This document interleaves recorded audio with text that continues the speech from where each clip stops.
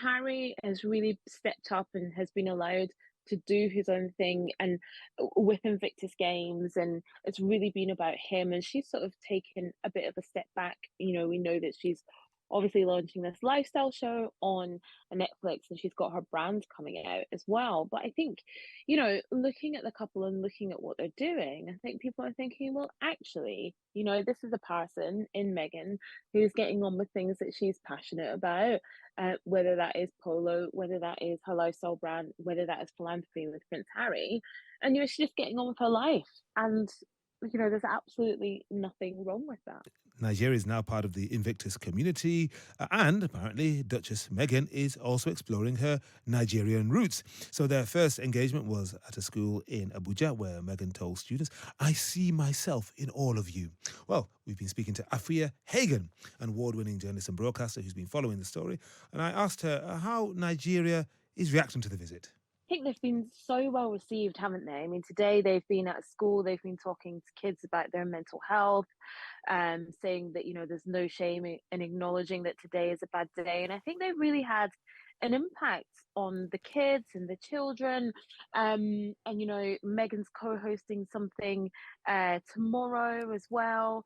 I think that, yes, this is definitely about Invictus, but it's also, I think, about them doing their philanthropy, doing the work that appeals to them, doing work that aligns with Archwell. And I think actually that's super important to them, probably more important to them than maybe we realize. I think when a lot of people talk about Harry and Meghan, it's like, oh, a book, a Netflix documentary, another Netflix series are all about making money.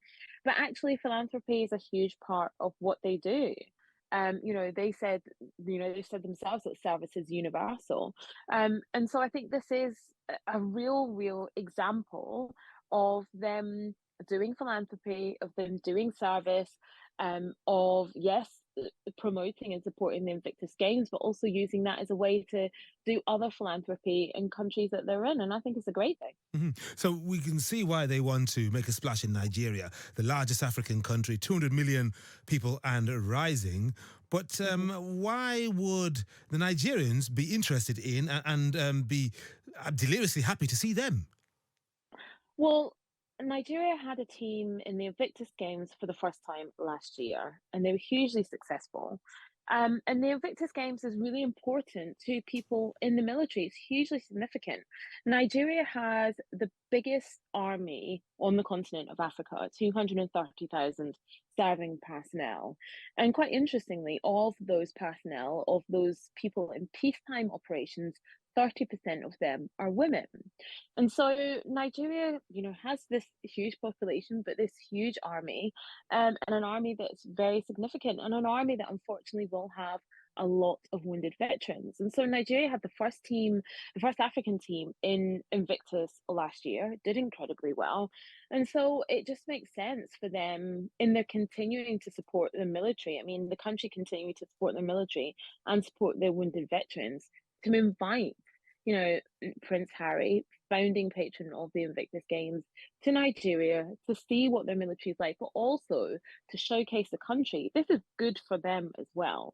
I think when we think about Nigeria, it's obvious it's a lot of the time it's negative headlines, whether it's the 10-year anniversary of the kidnapping of the Chibok girls, or you know it's always these negative headlines and these negative connotations. And this is a really good opportunity for the Nigerian government via the Nigerian defense section of the government to showcase the country in a positive light, Yeah. and also to showcase their huge army and their veterans. And it's not just Nigeria that's normally cast in a negative light. So is Meghan, although I see in recent Mm. days her favourables in America have gone right up. I mean, she's now liked by 36% and disliked by 24%. That's a net positive of 12%, just as high as King Charles III. A big leap Mm. in recent weeks. So what do we put that down to, do you think? Probably the launching of her brand, American Riviera Orchard.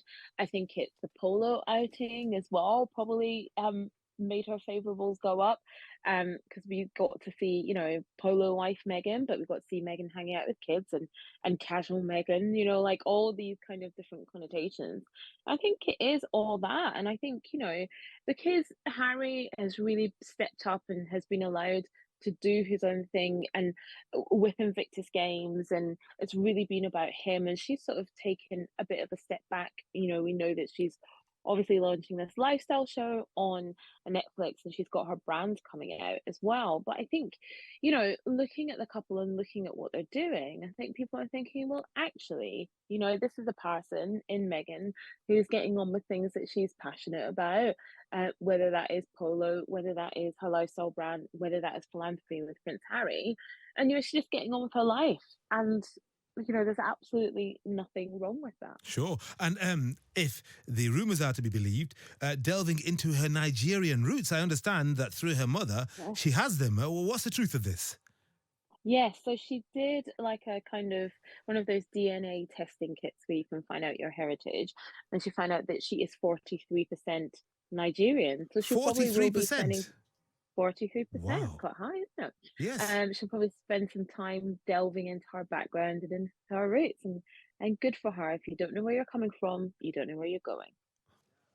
There we go. Afua Hagan, the broadcaster and journalist, talking to me earlier.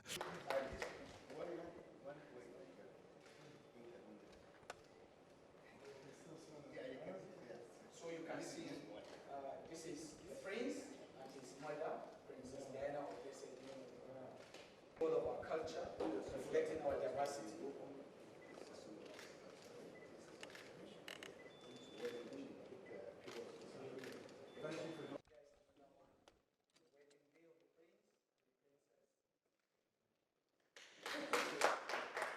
The governor will compare you with his dress. If you can, the governor should help you. Yes.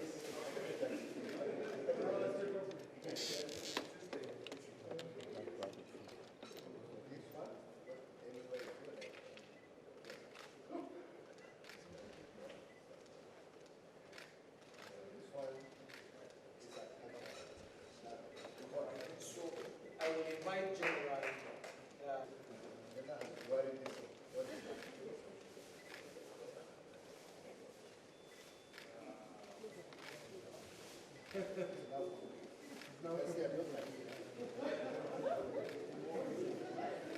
But the prince is incomplete. He will be complete with this. Now, just like yes.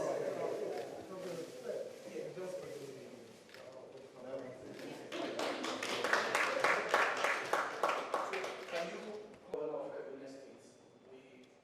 The appellation is parliamentarian in the State Houses of Assembly in the 19th. When you talk about lifting the spirits, that is what we are here to do, and we will build on that morale and show that anyone that is caught in the line of fire, that their life, despite injury, is not over, and that they and their families can continue on, and that sport will be a very useful way for rehabilitation.